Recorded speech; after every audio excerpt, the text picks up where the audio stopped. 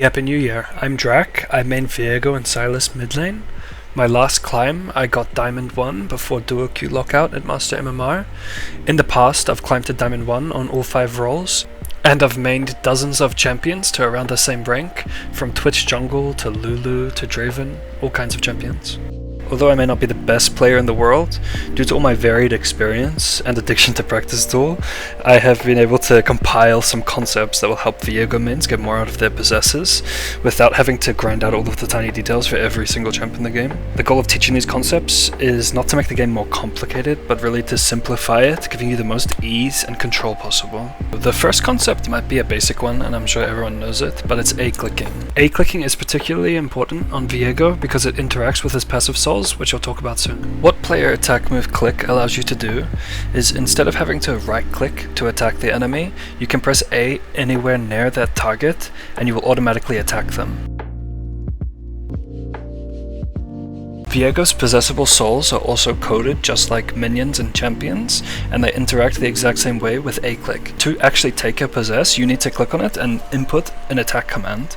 So you can press A instead of right click, and if you ever find, in a team fight or a messy situation, you're really struggling to click on the hitbox of the character, there's a lot of overlapping hitboxes, press A and spam it to the closest side where the possessed soul is. One of those A's will go through and give you the possess.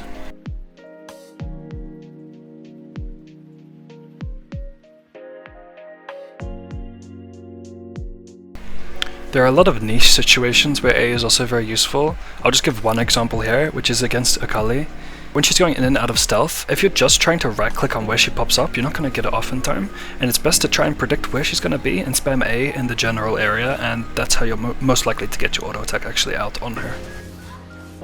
The last and main benefit of A-clicking is when you are possessing an ADC. You can see in this clip that when I'm kiting backwards, there's so much mouse movement and opportunity for me to misclick. But when I swap to pressing A instead, my mouse is not moving at all, and I am still doing the exact same actions. So it's a lot less demanding on your mouse. But the benefits are extremely noticeable when you have high amounts of attack speed. My mouse is barely moving, and I'm still precisely moving my character exactly where I want them to be, without having to move my mouse anywhere near the target. It's important to remember that this only works when there aren't any other units around, otherwise you're going to have to move your mouse a little bit closer to the target to make sure you actually attack who you want. The next concept is S-clicking, which essentially stops your character from moving or attacking. It allows for precise control of your character and stops you from doing unwanted auto attacks. If you're playing a character with limited amounts of empowered auto attacks, such as Silas or a TF gold card, you want to make sure that you press S before you get rooted by a character like Zyra in this example. As you can see, when I press S, I don't waste the attacks automatically on the units around me. But if I don't press S, Silas is just automatically hitting whatever is closest and wasting those precious empowered auto attacks. The next concept is alt-casting or self-casting. This is applicable for any character in the game that has a shield that can be cast on allies or themselves. As you can see here, if I'm playing Lulu, instead of having to move my mouse all the way back to being on top of me, if I just hold down the ALT key and press E, it will automatically cast it on myself. In the example of Lulu, this also works for her W and her ultimate. So I can be running in one direction, juking abilities, and self-cast EWR without having to move my mouse anywhere near my character. As you can see here, I'm combining two of the principles I've taught so far, where I'm A-clicking and I am alt-clicking. Both of these are making it so my mouse is completely freed up to only control where my character is moving. So I'm attacking and casting all of my abilities on myself without having to move my mouse whatsoever.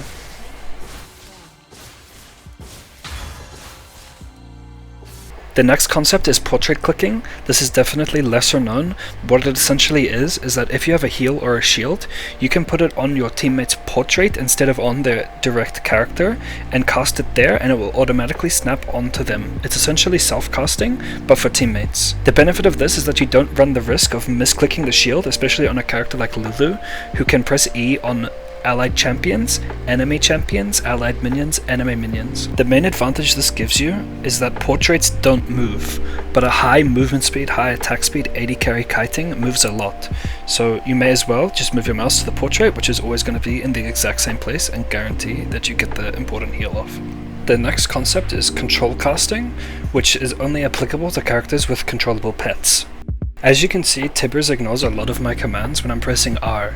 He's just ignoring it, he's running in a straight line, he's not snapping back and forth, and it feels really awkward. But you can see as soon as I start holding control and then use right click to control him, all of my inputs show up on the ground and he's moving much more smoothly and in my control.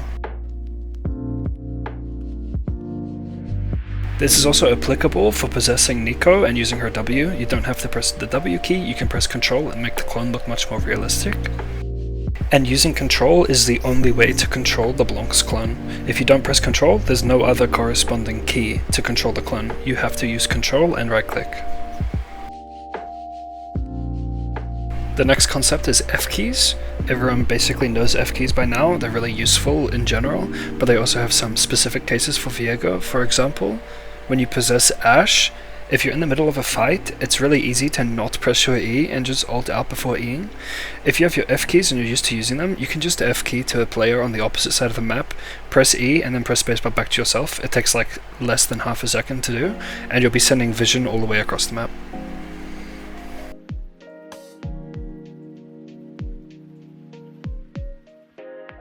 The next concept is autoing between abilities and always autoing before throwing an ability. This concept is the idea that auto attacks have a cooldown. To get the most DPS out of any character in the game, you want to make sure that your auto attacks are always on cooldown whenever possible. Essentially, this is about optimizing your animations, so you can auto attack, throw an ability, while you are casting that ability, your auto attack is coming off cooldown, and then after you cast the ability, you can auto attack again. Now that you've auto-attacked again, you can throw another ability, and while you're in that ability's animation, you then get another auto-attack, and you continue that sequence.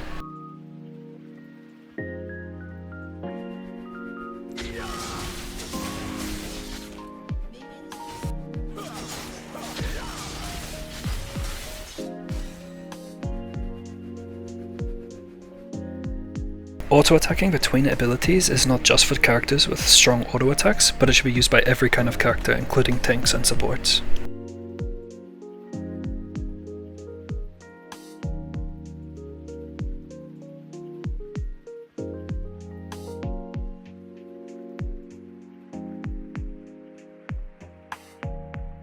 The next concept is using auto-pathing to dodge skill shots.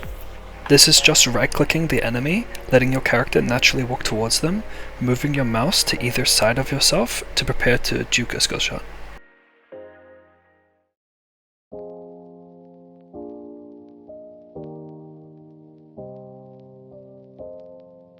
This is the most reliable way to dodge skill shots because it comes down to purely your reaction time, and it gives you the best result.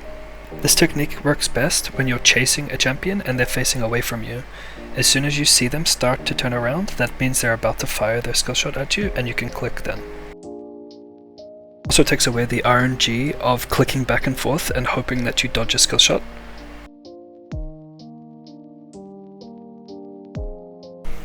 The next concept is damage is calculated on impact. As you can see in this clip, when I'm auto-attacking as possessed Veigar, my attacks are dealing about 120 damage. However, if I ult out while my auto-attack is mid-air, I turn back into Viego, I have 6 BF swords, and now that Veigar auto-attack is going to benefit from my current items.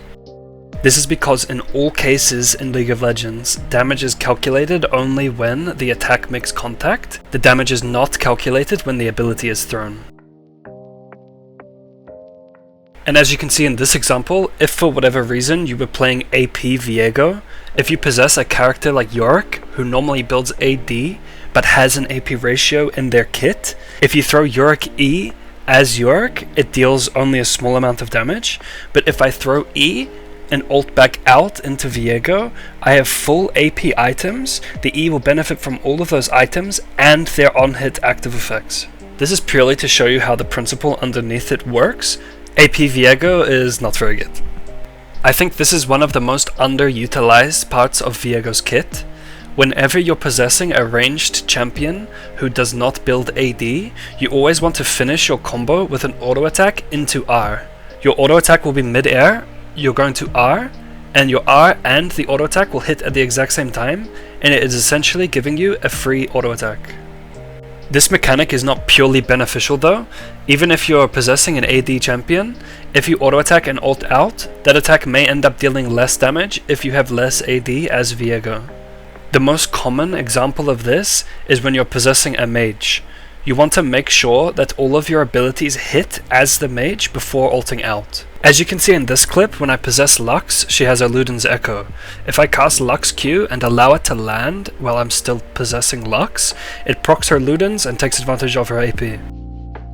But in this exact same scenario where she has the exact same items, if I possess Lux, I throw her Q and ult out, it will no longer benefit from her AP and it won't proc Ludens. The general rule to follow is if you're possessing a mage, you want to let all of your abilities land as the mage, and you want your auto attack to land with Viego's items. The last two concepts are brief, and the first is stealth lingering. Stealth lingering is essentially making the most out of your E after you've possessed a champion. On some characters, it is quite broken that they can turn invisible with Viego's E. For example, in this clip, I turn invisible while charging Galio W. This also works for things like charging Scion Q or charging Zac E. And the final concept is teleport possessing. As I mentioned earlier, to take a possess, you have to auto attack it. What this means is that if you're possess hopping from one body to another, if the character you're possessing has a high attack range, you can teleport to the possess location. This is particularly valuable if you're possessing a high ranged ADC and there are a lot of bodies around for you to possess. You can essentially place yourself in the most advantageous position on the battlefield.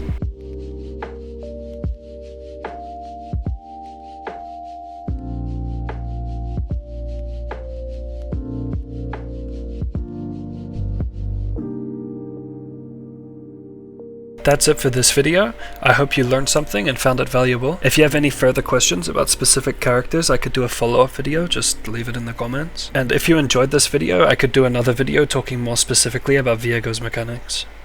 Thanks for watching.